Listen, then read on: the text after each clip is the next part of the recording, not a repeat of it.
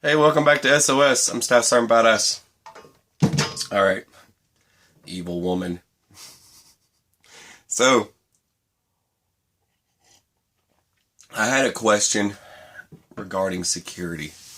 And I've read a lot of stuff. I've read a lot of books. And this kind of goes back into one of the books I read a long time ago. I can't remember the name of it right now to quote it. But I remembered some things that I picked up when I read that one. And I wanted to share this kind of in a freestyle for you guys today. You guys enjoy these. You guys love it when I do these little things. So I'll do that for you guys today. All right. So someone from Canada was talking to me about kind of a self-defense type thing, and there's many other people that have talked to me about security, and especially when I got to talking about booby traps and things like that. And this goes into the 3 Ds: deter, delay, defend. Okay, the 3 Ds. The first one being deter. Okay, this goes into a world without rule of law, TEOTWAWKI, whatever you want to call it. It can go into any type of SHTF scenario. For deter is, well, it is what it is. It's deter. Deter people from you.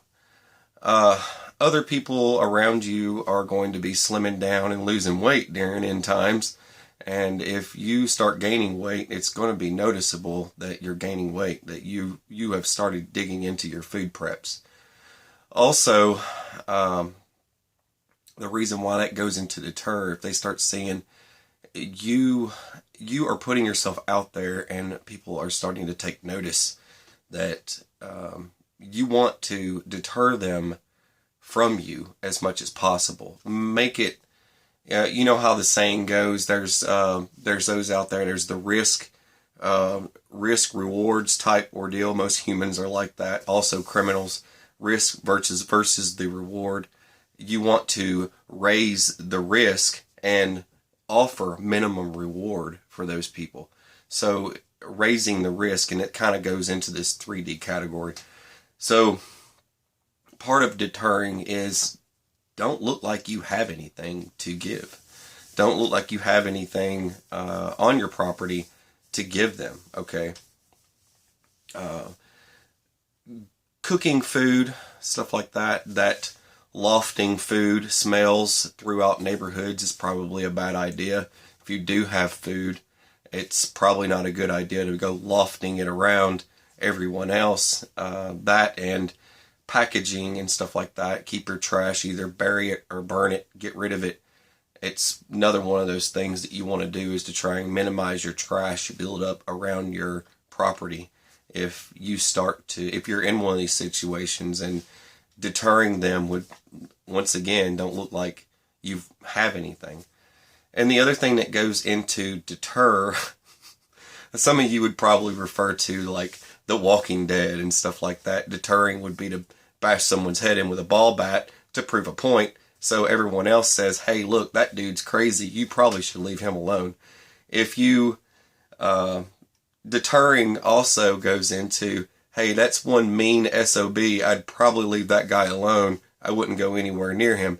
So that also raises the risk for them to get their reward. And they don't even know what that reward is because you hide it well, right? Also, if you look like an extreme risk, you don't want to be too much, because the fact is that if you're too much, you might have stuff. And that's the reason why you are too much to deal with. There's a reason why you are who you are and why you carry yourself that way. Another way of deterring is always wearing a firearm on your hip, always carrying a rifle slung on your back. This is for those types of scenarios. Deterring them would be to make yourself known as that you are a threat, or make yourself seem bigger than what you really are. That all goes into deter. Now, I didn't want to make this video too long, so let's cut right down. You kind of get the idea of deter. That doesn't mean light people on fire in the street. You know, if you light somebody on fire, they're probably going to run around and catch everything else on fire. So that's probably a bad idea. So just keep it simple. All right, as far as deter, I think I pretty much covered what that would be. Make yourself seem bigger than what you really are, and don't show them any reward. That leaves the opportunity for they're just not going to mess with you. It's not worth it, right? You know, deterring. Also, keeping dogs would deter someone, and things like that. Things that would seem as a deterrent. Okay. All right. So delay. Now, deterrence didn't work. Okay. You've realized that deterrence didn't work. Now it's time for delay. You want to delay entry into your life, right? So anything you can do to delay. All right.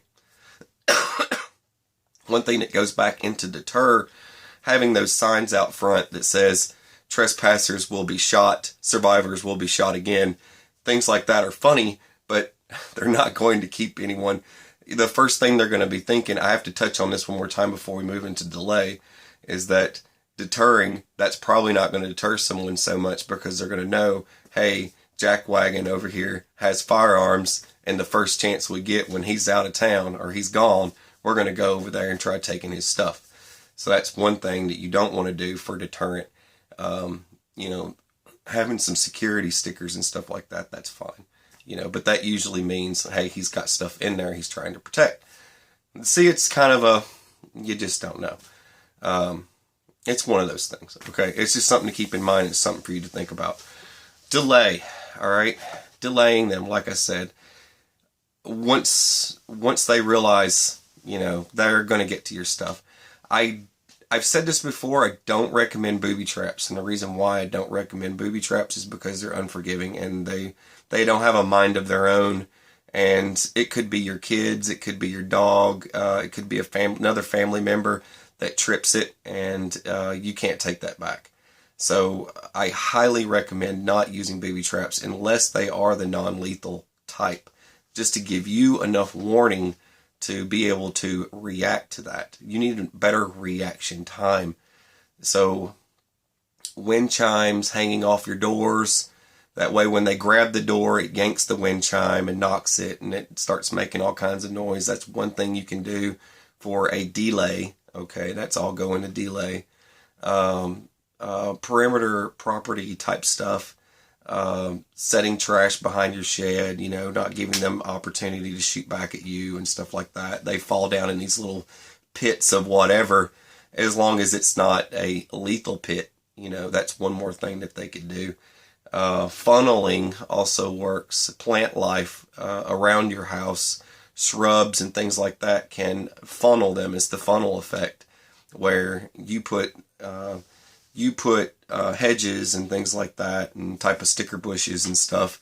It's going to be really aggravating to them to try and get into that window or that doorway. You can make a funnel effect around your property so that it funnels them where you want them, so you can take the fight to them once you realize that's, you know, going to happen. So that goes into your delay.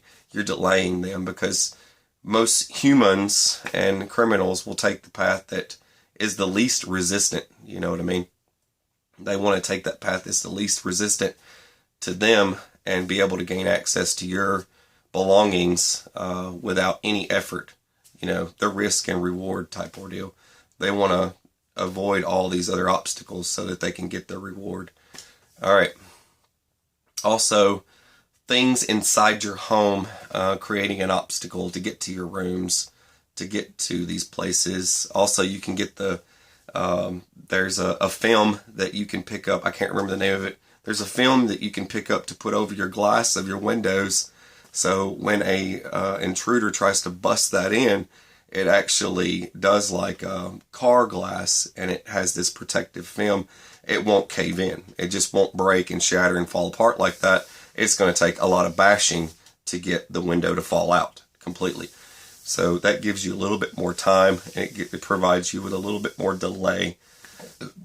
There's all sorts of alarms and stuff that you can get. You know, they're all battery powered, but I'm talking like if you're just trying to protect your property in a real doomsday scenario. Most people do think doomsday, and most people think both. You know, the then and now reality, and then this fictional world that, you know, we think about what if, that type of ordeal. So you can prepare for both of those, and still it would be useful during those times and useful during now times.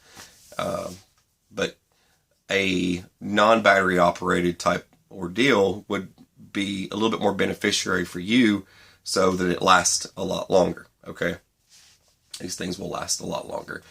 And someone said sprinkling Legos on the floor, so people step all over the Legos.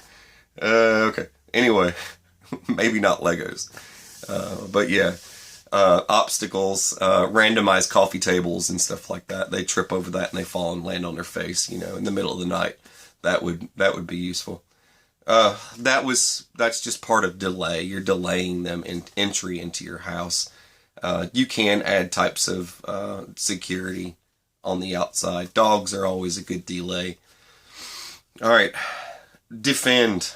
All right, if you've gotten to defend, that means that your plan failed. That means you couldn't deter them, you couldn't delay them, so your plan has failed, and now it's time to take a human life.